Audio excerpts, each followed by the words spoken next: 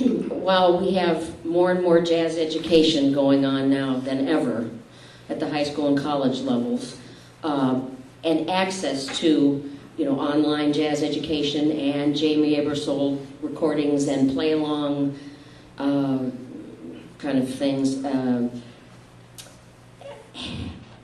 has it also contributed, has that contributed to the homogenization of jazz, and is it hurting the originality at all of the younger players coming up because of the access to a lot of methods that we never had before, and a lot of clinicians going out and doing this kind of thing?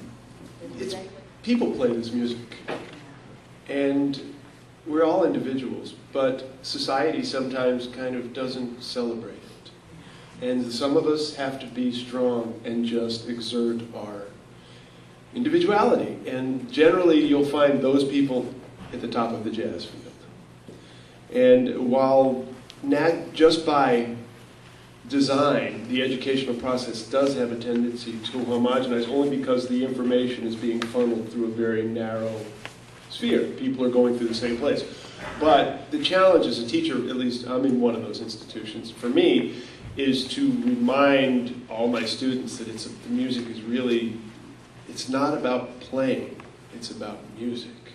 Therefore, you have to conceive your own sonic vision and what you're trying to say, and your imagination is the most important part, which is tied into your individuality. And some will get it, and some won't, like Lewis says, but that's always the way it's been, and that's a great thing, because if it was super easy and just learn these licks and go out and get a gig, the music would suffer.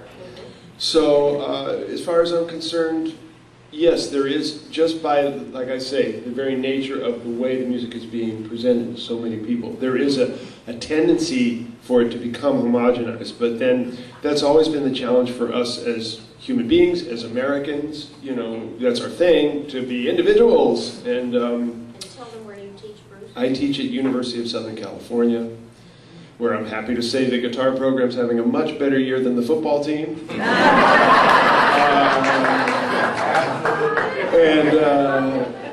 But really to celebrate individuality, but that's not easy, because naturally as children we like our peers to approve of us, and we have a lot of pressure on us from the outside to conform to some idea.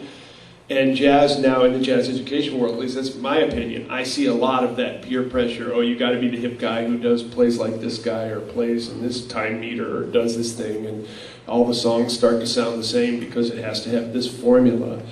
And the guys who break the formula, which are the ones you see are going to be the great ones, have to really be strong to exert their individuality.